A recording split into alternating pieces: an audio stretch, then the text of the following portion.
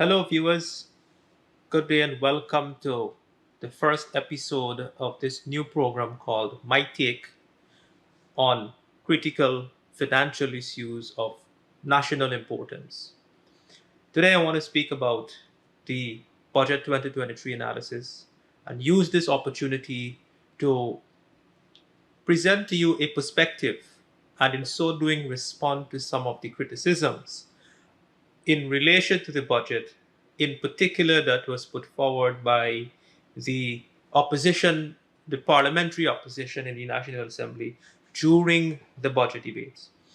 There were some key criticisms that I particularly would like to focus on to bring this level of understanding to you, the viewers, the people, to understand what really this budget means for your life. The first issue I want to speak to is this notion of a balanced budget. You've heard in the debates by the opposition members, and if you read the newspapers on a daily basis, you also read about this term. Commentators, observers, civil society, groups, and individuals are writing about this balanced budget.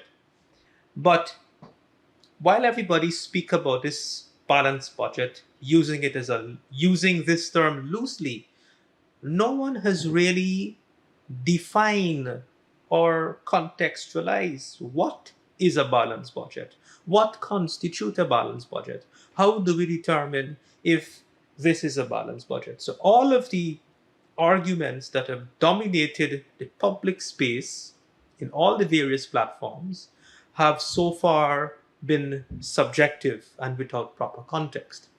So, what is my take then? What is my definition or view of a balanced budget? Let's go to the theme of the budget.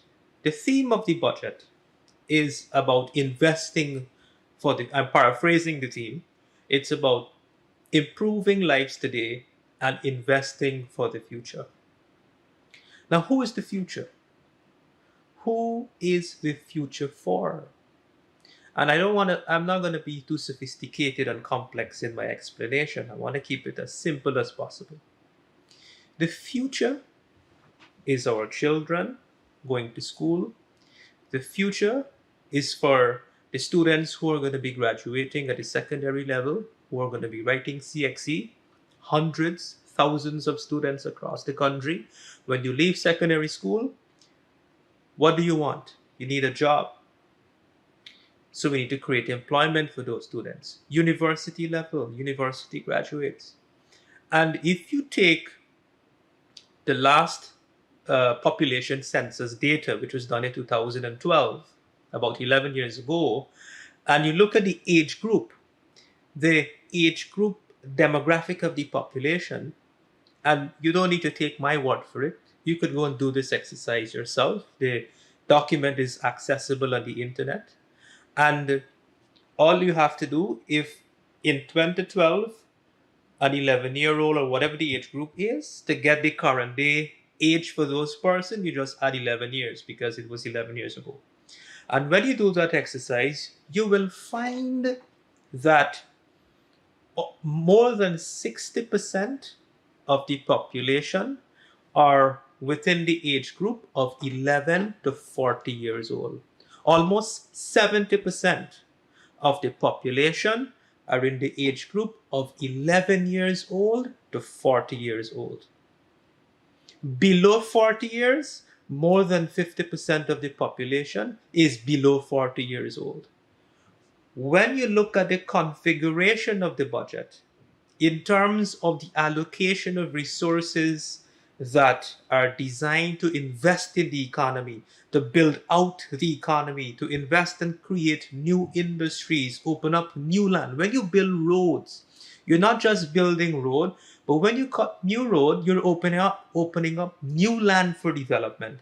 You're opening up thousands of acres of land for development in housing, residential, commercial, for businesses.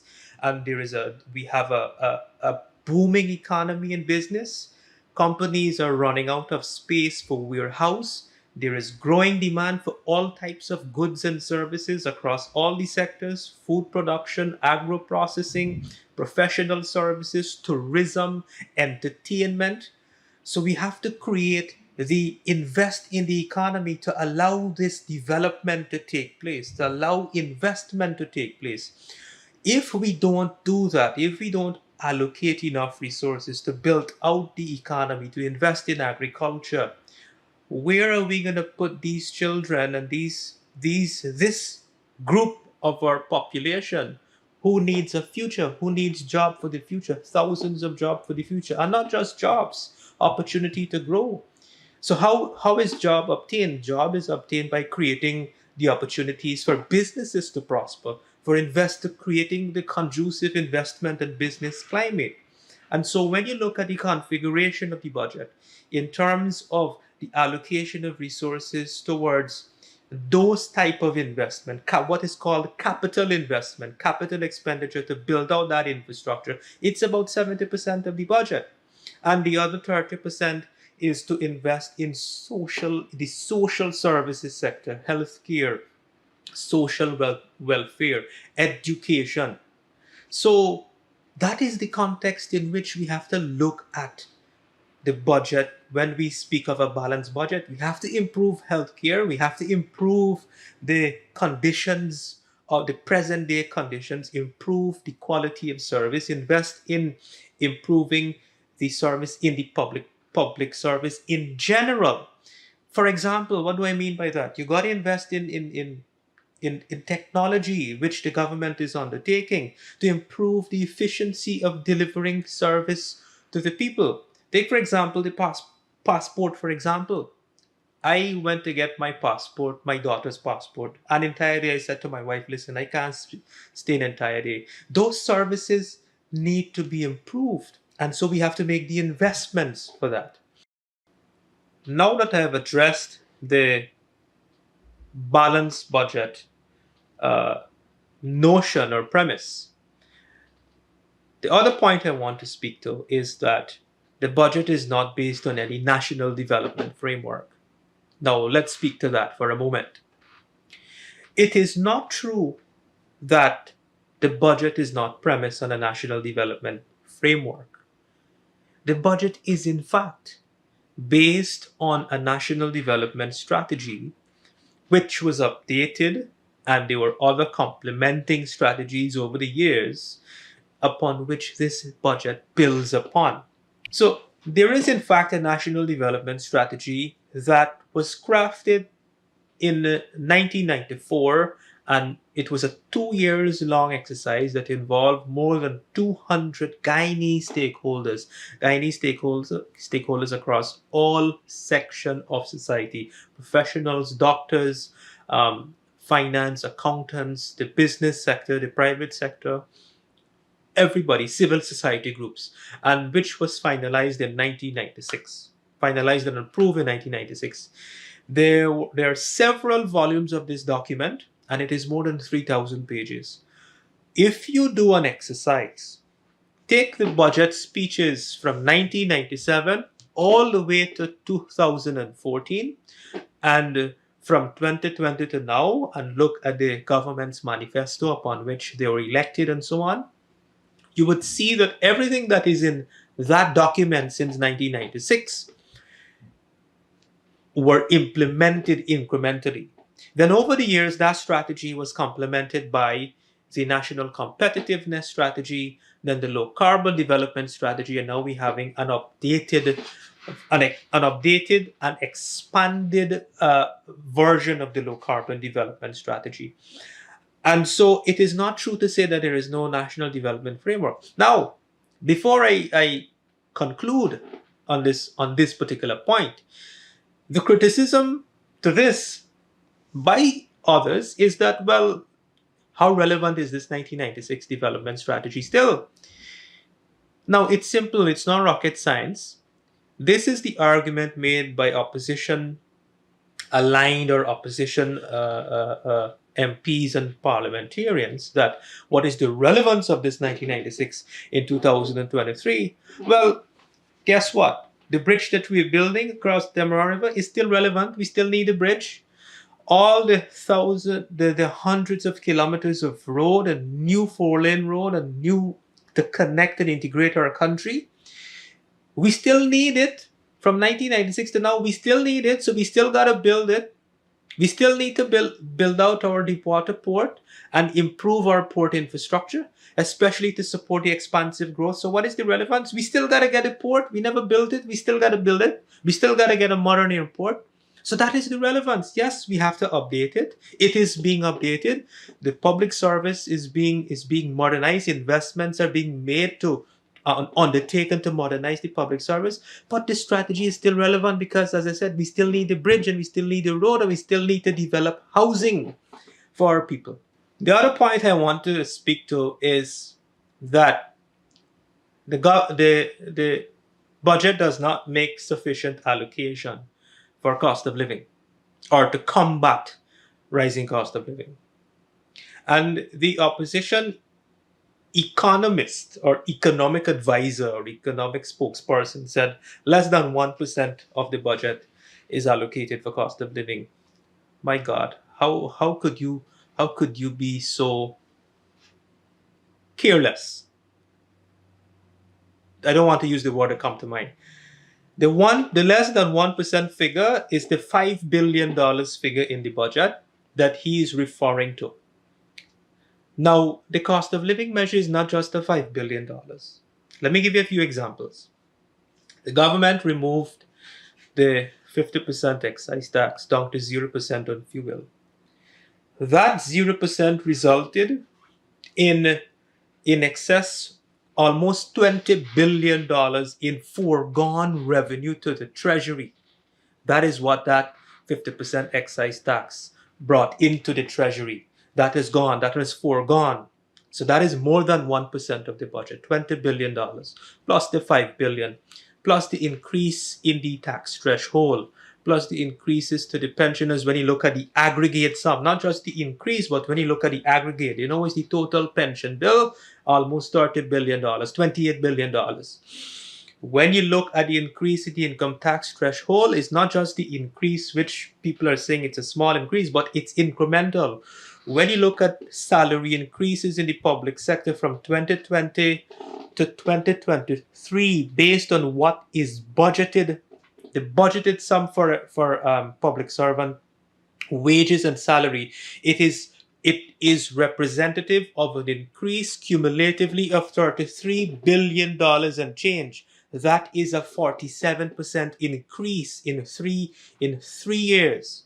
That is the level of in real terms. That is based on the incremental increase, the 7 and the 8%, plus whatever provision is made for increase this year, plus the salary adjustment. Then you have the freight cost and a whole host of other measures. The GPL, largest cost for electricity production is fuel. You need fuel to generate electricity, which is a huge sum. That cost has not been passed on to the consumer.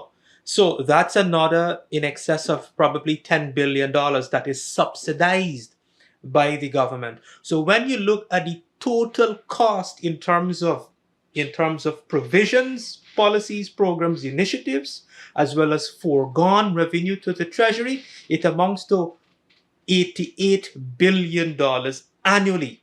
If you work that, you want to get a better understanding of what that translates to per household, it's about $400,000 per household a year, even though it's an indirect measure. You cannot discount that from this whole cost of living issue. So, and again, it's not just a Guyanese issue. The rest of the world, some countries are having 25 times. Our inflation is below the global average, which is close to 9%. Inflation last year was 7%. This year it is projected to slow. Now, why do you think it's projected to slow? Not by magic or by no intervention by the government. It is because of the intervention by the government that is leading to that outcome. So those are measures to combat it. Then how do you deal with it in the medium to long term? You have to make the investments to increase food production. food prices are escalating because of a combination of factors, one of which is on the back of strong demand. When you have strong demand and short supply, prices go up. And that is what is happening when you look at what is taking place in our country. So the government has to invest. You can't meet up the budget and say, well, the budgeting got enough for this. And then you're complaining about price increases. And then the real way to deal with that is not by putting more money into the system, because that will just drive more inflation. You have to build out the production side of the economy to increase the level of food production, invest in the energy project to bring down the cost of electricity. And those are the investments over the medium to long term that is going to lead to stabilizing prices and bringing prices back to equilibrium. This is something that the opposition don't understand, how you really manage the economics of a country, from a development perspective and from an economic policy administration perspective. Now, the final point I want to speak to for for this episode is one that really bothered me in terms of, did this make sense? One of the opposition spokesperson for finance criticized the increased ceiling to from $15 million to $20 million for the low income homeowners category, on the argument that how much people could afford $20 million installment, which works out to about $100,000. Now, I can speak to this authoritatively, not academically. I started my career in banking since in 2007. In fact, when I started my career, it was when this program was introduced on the then president, who is now vice president, Dr. Barajak. The low-income program, housing program, was first put together and brokered in 2007. And you know how this arrangement occurred or became a reality? Not by magic or by picking up the phone and calling the Bankers Association and say, well, please lower your interest rate on housing loans. No, it was a well-crafted, comprehensive strategy to drive a housing program. And in driving this housing program, we say you're killing two birds with one stone. Well, we're killing more than 10 birds with one stone, not just two birds. What do I mean by that? Driving the housing program, you're creating employment in construction. To build these houses, you're not just creating employment in construction in terms of laborers and contractors and home builders, but you gotta get materials. You gotta get materials to build a home. So the suppliers of these materials, you're creating employment for. These companies that are supplying these materials, they employ people too. They create employment for people, transportation, logistics. So when it was introduced in 2007, it was made possible because it was an arrangement that the government said to the banks, listen, our objective is to make loans affordable and accessible for low-income earning families. And to reduce the interest rate, they removed the taxes. They waived the taxes that the banks would normally pay on the interest earned. The interest earned is an income for the banks. And so they pay a tax on that interest because it is an income. The government removed that. So by removing that, they can now afford to lower their interest rate. Now, if that system was not put in place since 2007 and still growing on to today, low-income families would not have been able to afford their own home, to build their own home, would not have been able to afford a loan because the market price for a loan, the market rate for a loan would have been too expensive, 16%, 15%, 10%. With this arrangement, they could borrow based on the amount from as low as 4%, 5%, 6%. And so what the opposition member did not understand, or whether they deliberately presented their argument to confuse people or to mislead people, is that there is a ceiling. The low-income ceiling does not start at 20 million. It's up to 20 million. It therefore means you can borrow any amount within from 5 million, 8 million, 10 million, 15 million, 20 million. And from 2007 to now, the income have increased by 100%. And I can tell you this, when I started to work in in a bank as a clerk, my take-home salary was $50,000. Today, a clerk in the bank takes home twice that amount, not $50,000 anymore. Right? So salaries have increased with inflation over the years. The other thing, by increasing this ceiling, up to $8 million you could access at a certain interest rate. Above $8 million, you pay a higher interest rate. So that increase in the ceiling simply means that people in this low income bracket could access a higher amount based on their collective household income at a lower interest rate. So there is low income and there is moderate income. And practically speaking, most households you have two persons earning. And so yes, and if you look at the numbers, if you look at the credit to the housing sector in the bank and look at the statistical abstract, you would see the rate of growth in lending in that sector has grown exponentially. Then there is another measure that this government has implemented to help with that. As long as you're paying your taxes and you are an eligible applicant, and you're a first-time homeowner, first-time borrower to own your own home, you can apply for something called the mortgage interest relief. That mortgage interest relief is a system in which you apply for it through GRA and you get a reduction. The interest that you pay, let me put it simply, the interest that you pay on your loan, you get a refund from it.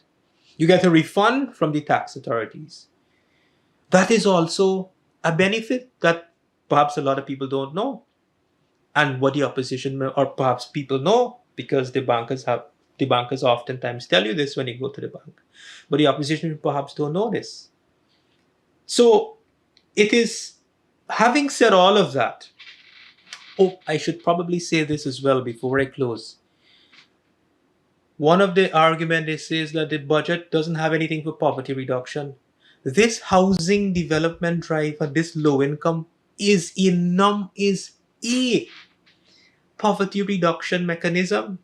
Imagine when low income families could not have owned their own home, they now could own a property, own an asset, which increases your net worth, which you can leverage the value, and property prices are increasing twofold, threefold, fivefold, tenfold today because of demand. That is a way out of poverty. So how could you say there is no poverty reduction mechanism? And this in of itself, you're criticizing the very mechanism that is a tangible poverty reduction tool for this population, for this society. So, having said all of that, I wish to conclude by saying those arguments by the opposition are weak. They lack any proper analytical basis. They lack any proper basis in practicality and reality.